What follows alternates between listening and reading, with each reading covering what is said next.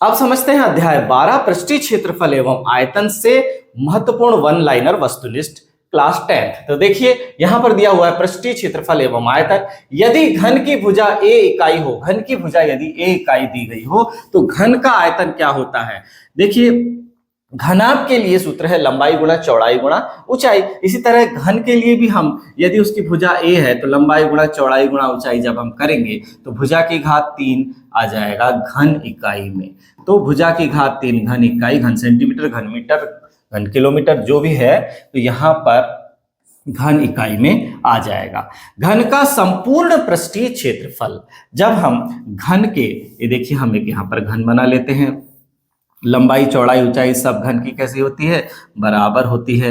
ये हमने घन बनाया तो घन का यहाँ पर हमें क्या लेना है, संपूर्ण पृष्ठीय क्षेत्रफल। घन के कुल कितने पृष्ठ होते हैं, घन के कुल 6 पृष्ठ होते हैं। 6 पृष्ठ होते हैं, एक पृष्ठ क्या हो जाएगा, एक पृष्ठ वर्गाकार होता है तो भुजा की घात 2 हो जाएगा। देखिए लंबाई गुणा चौड़ाई, तो भुजा की घात 2, एक पृष्ठ वर्गाकार है तो 6 वर्गाकार पृष्ठ होने की वजह से 6a वर्ग हो जाएगा घन का संपूर्ण पृष्ठीय क्षेत्रफल। घन का विकर्ण क्या हो जाएगा, a करणी 2। जबकि हम जानते हैं कि घनाभ का विकर्ण क्या होता है, a square plus B square plus C square होता है। तो घन का विकर्ण क्या होगा, उसकी तीनों भुजाएं बराबर हैं तो यहाँ पर हो जाएगा a square plus a square plus a square, यानी अंडर रूट हो जाएगा 3a स्क्वायर।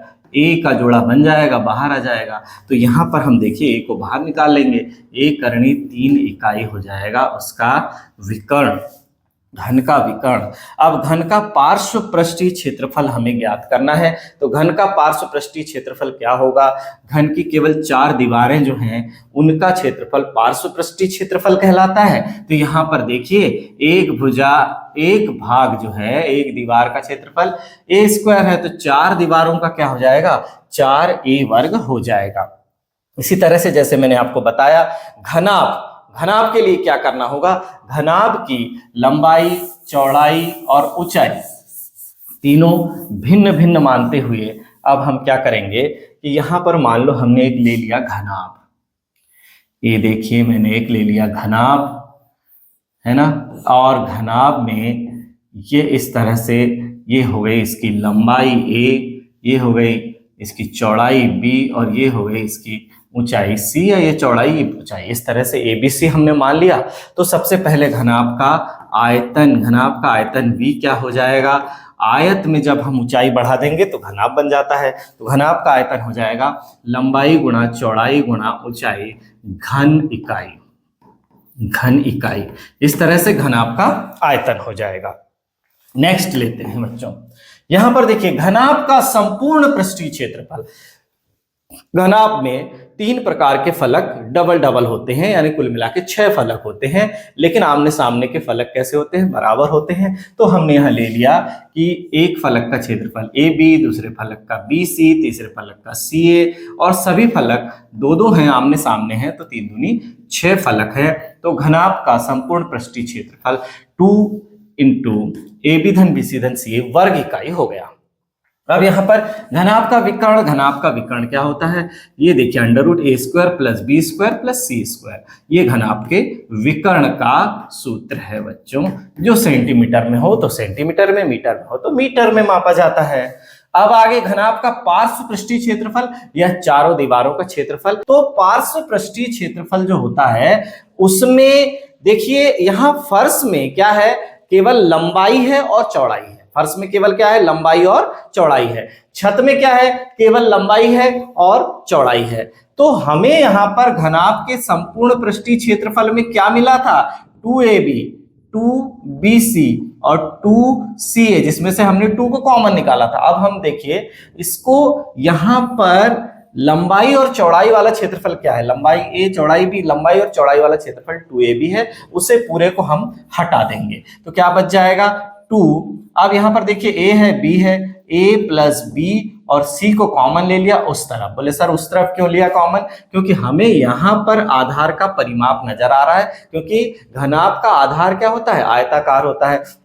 तो यहां हम लिख देंगे आधार का परिमाप, आधार का परिमाप गुणा ऊंचाई, सी क्या है, ऊंचाई है। इस तरह से भी हम इसे लिख सकते हैं, इस तरह से भी हम इसे लिख सकते हैं।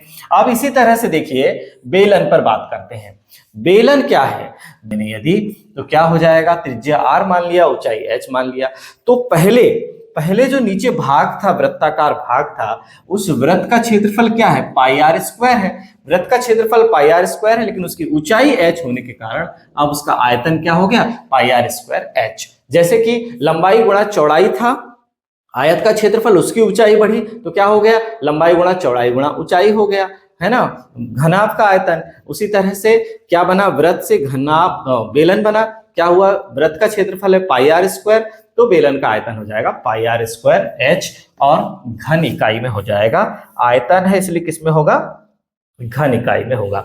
इसी तरह से बेलन का वक्र पृष्ठीय क्षेत्रफल, हमें पता है कि ये जो आसपास का क्षेत्र है ये वक्र पृष्ठीय क्षेत्रफल है। केवल आसपास का क्षेत्र क्या कहलाता है, वृत्त के आसपास का क्षेत्रफल कहलाता है परिधि, जो कि 2 पाई r था, लेकिन अब उस परिधि की क्या बढ़ गई, ऊंचाई बढ़ गई, तो अब ये हो जाएगा 2 पाई RH। तो वक्र पृष्ठीय क्षेत्रफल बेलन का क्या हो जाएगा, 2 पाई RH। बेलन का संपूर्ण पृष्ठीय क्षेत्रफल, अब वक्र पृष्ठीय क्षेत्रफल तो 2 पाई RH है ही, ये आसपास वाला घुमावदार भाग, लेकिन उसके ऊपर एक पाई आर वर्ग है और नीचे एक पाई आर वर्ग है, तो उसमें 2 पाई आर वर्ग प्लस 2 पाई RH मिलकर बन जाएगा बेलन का संपूर्ण पृष्ठीय क्षेत्रफल। उसे आप 2 पाई r को कॉमन लिखकर भी लिख सकते हैं, 2 पाई r प्लस h। ये देखिए क्षेत्रफल है इसलिए वर्ग इकाई, संपूर्ण पृष्ठीय क्षेत्रफल हो चाहे वक्र पृष्ठीय क्षेत्रफल हो, है ना, चाहे क्षेत्रफल हो, वह वर्ग इकाई में ही होता है। आयतन सदैव घन इकाई में लिया जाता है। अब देखिए यहाँ पर बेलन का आधार का क्षेत्रफल, हमें पता है कि बेलन का आधार तो वृत्ताकार है, बेलन का आधार वृत्ताकार है, तो बेलन के आधार का क्षेत्रफल पाई आर स्क्वायर। मान लो घनाभ के आधार का क्षेत्रफल हमको क्या पता है, घनाभ के आधार का क्षेत्रफल क्या है, घनाभ का आधार तो सर आयत है, तो आयत का क्षेत्रफल लंबाई गुणा चौड़ाई, और घनाभ के आधार का परिमाप क्या है, 2 इंटू a प्लस बी, जो कि क्या है, आयत का ही परिमाप है। इसी तरह से यहाँ पर ये बेलन के आधार का क्षेत्रफल पाई आर वर्ग, बेलन के आधार की परिधि भी यदि पूछी जाएगी क्या हो जाएगी, 2 पाई r हो जाएगी। अब यहाँ पर देखिए,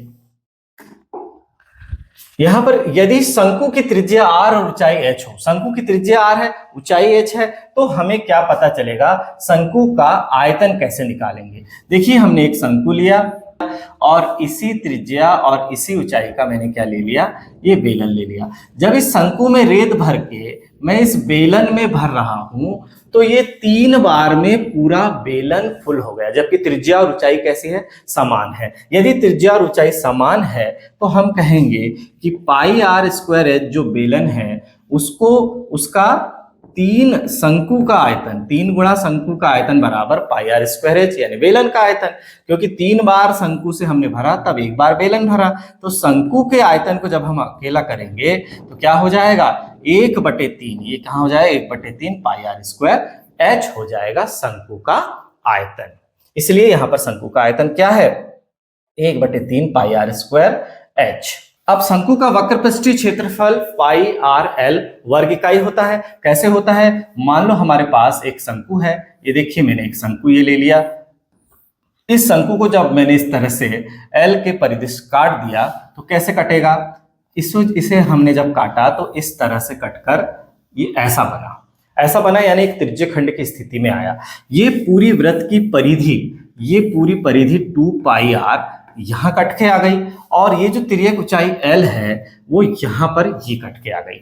ठीक है बच्चों, अब मैंने क्या किया, जैसे मैंने वृत्त के क्षेत्रफल निकालने के लिए 16 बराबर हिस्से किए थे, वैसे इसके भी मैंने बराबर हिस्से कर दिया, जैसे 8 बराबर हिस्से कर दिया, तो यहां पर क्या हो जाएगा, इन्हें फिर से एकांतर क्रम में जैसे हमने जमाए थे, तो इस तरह से जब हमने जमाया तो हमें क्या प्राप्त हुआ, हमें क्या प्राप्त हुआ, आयत की स्थिति प्राप्त हुई ना, आयत की स्थिति प्राप्त हुई। तो यहाँ पर पाई आर नीचे, पाई आर ऊपर, 2 पाई आर था तो, और ये एल, तो लंबाई गुणा चौड़ाई से क्या बनकर आया, पाई आर एल, जो कि शंकु का वक्र पृष्ठीय क्षेत्रफल है। देखिए अब हमें क्या है, शंकु का संपूर्ण पृष्ठीय क्षेत्रफल ज्ञात करना है। तो ये वक्र, ये वाला वक्राकार वाला जो भाग है, वक्र पृष्ठीय क्षेत्रफल था, उसमें शंकु के पास लेकिन दो वृत्त नहीं, केवल एक ही वृत्त है। ये लंबवृत्तीय शंकु, इसके पास केवल क्या है, एक ही वृत्त है। एक ही वृत्त है यानी पाई आर एल में हमने क्या किया, एक वृत्त का क्षेत्रफल जोड़ दिया। तो पाई आर को जब हम कॉमन लेंगे तो आर प्लस एल वर्ग इकाई बचेगा, जो कि शंकु का वक्र पृष्ठीय संपूर्ण पृष्ठीय क्षेत्रफल है। शंकु का संपूर्ण पृष्ठीय क्षेत्रफल क्या है, पाई आर कोष्टक में आर धन एल है। शंकु के आधार का क्षेत्रफल वृत्ताकार आधार है, तो शंकु के आधार का क्षेत्रफल क्या होगा, पाई आर वर्ग। यदि गोले की त्रिज्या आर हो तो गोले का आयतन क्या होता है, 4/3 पाई आर क्यूब होता है। गोले का आयतन क्या होता है, 4/3 पाई आर क्यूब होता है।